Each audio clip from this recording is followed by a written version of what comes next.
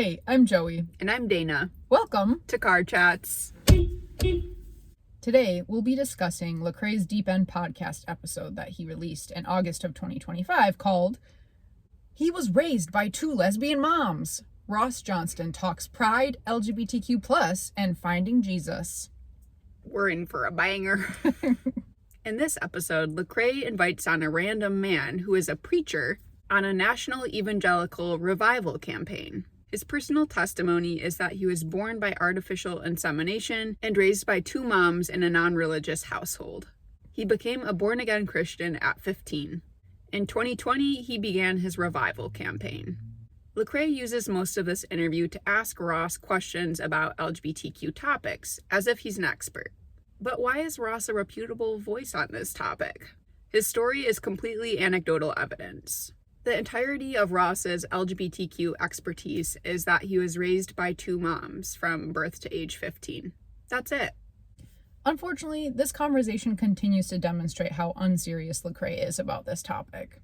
While communicating that he is actively trying to learn about and understand the LGBTQ community better, he actively misinforms himself and his audience with the guests that he continues to platform. And as we've seen in previous conversations, Lecrae continues to ignore the lived experiences of LGBTQ Christians. At one point in this interview, Lecrae says, "I got to a place where I wanted my relatives who are living a lifestyle that is sinful and not endorsed by God to first meet God.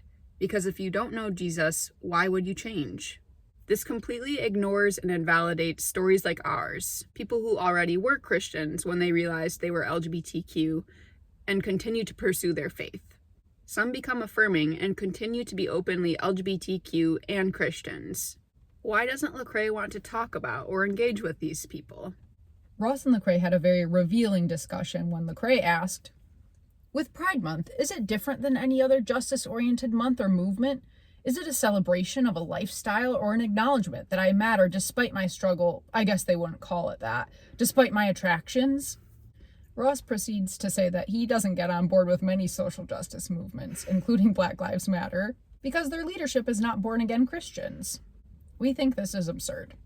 This is the type of religious thinking that leads to or supports Christian nationalism.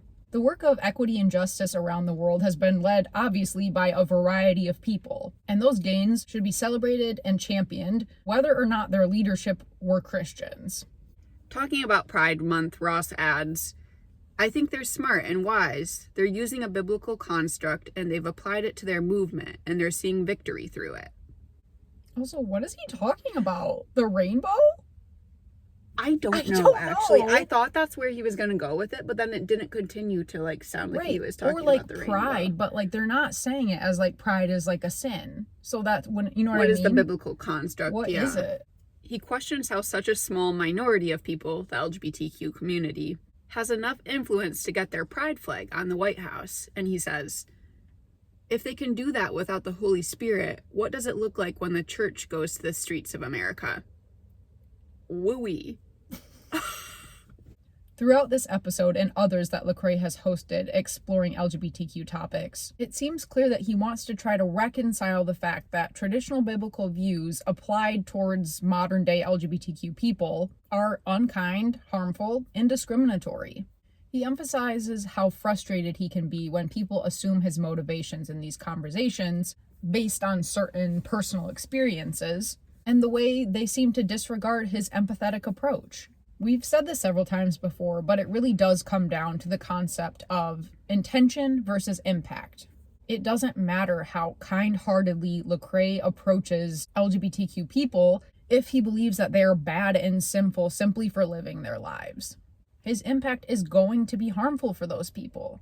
And in the same vein, he is not approaching LGBTQ topics with openness. And not even openness from a solely Christian perspective. He could engage with LGBTQ Christians or LGBTQ affirming biblical scholars, but he chooses not to. If you can invite on a random man with two moms, you can invite on a biblical scholar who is LGBTQ affirming. Isn't it interesting that there are biblical scholars who have come to affirming views? Wouldn't it be interesting to explore that? Wouldn't that be very kind and empathetic towards LGBTQ people, and especially LGBTQ Christians? For some reason, Lecrae is choosing not to do this, and that's very telling to us. Yeah. It's because he doesn't want to. It's because... It is. He thinks they're wrong. And on that note, we'll be back with another episode, a deep dive into the Shallow End podcast. Make it stop. I can't proud. Yeah, you can. Oh, you're very bad at it. He was raised by 2 lesbian moms.